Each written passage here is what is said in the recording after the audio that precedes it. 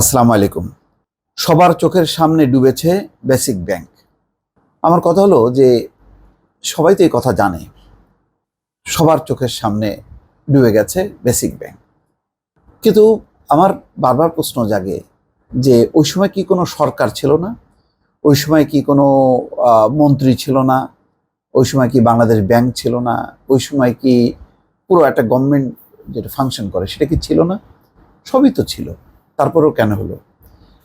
আজকে ব্যাংকিং খাতের যেই দুরবস্থা নিয়ে আমরা আলোচনা করি, সেই আলোচনার বোধহয় সম্ভবত সূত্রপাত বা এই পরিস্থিতিটাকে ত্বরান্বিত করার ক্ষেত্রে প্রথম যে মাইল ফলক বা যে পতাকাটা স্থাপন হয়েছে সেটি সম্ভবত বেসিক ব্যাংকের মাধ্যমে, এবং সেটি করেছেন আব্দুল হাই বাচ্চু।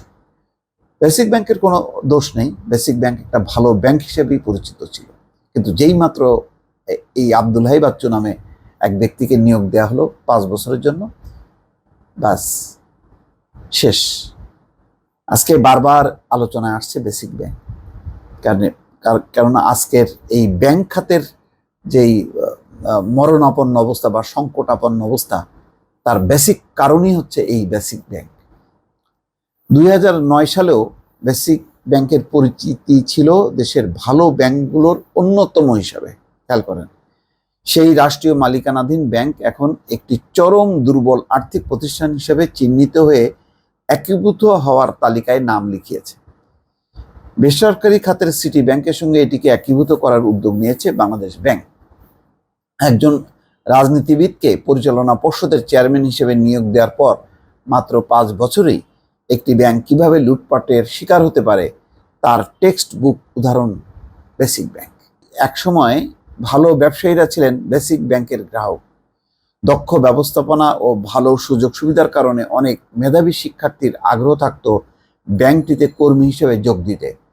তাই এমন একটি ব্যাংক কেন দুর্বল হয়ে আরেকটি ব্যাংকে বিলীন হতে চলেছে, এটি এখন বড় প্রশ্ন।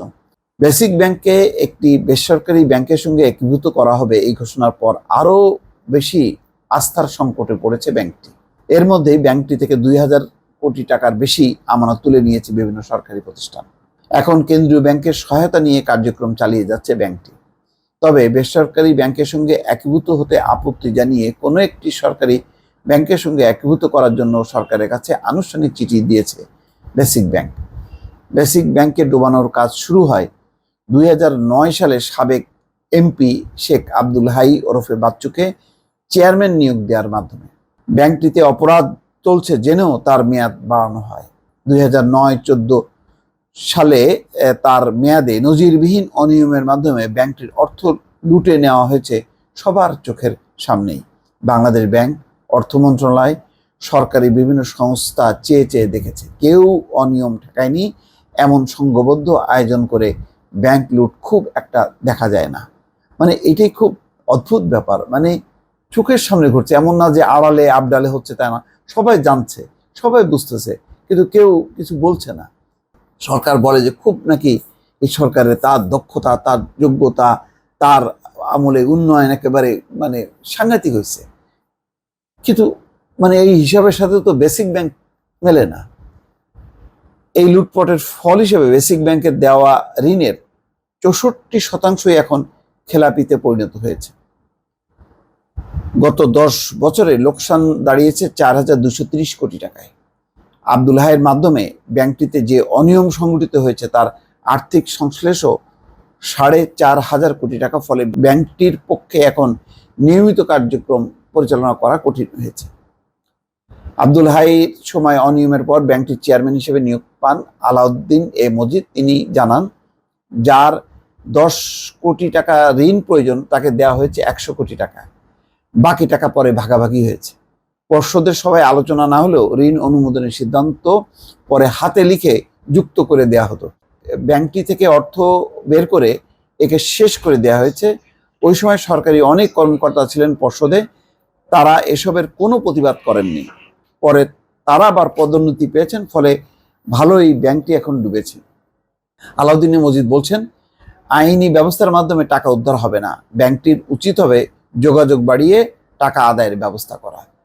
এইটা আসলে মানে এখন এটা কি বলবো, মানে এরপরে মানে কত দুদকের কথাবার্তা আমরা শুনলাম, এই লোকটাকে ধরতে পারলো না। পরে যখন নাকি 500 বোধহয় মামলা হলো, প্রত্যেকটাতে আবার আব্দুল হাই বাচ্চু মানে তার আসামি, কিন্তু কোথায় সে আব্দুল হাই বাচ্চু আছে?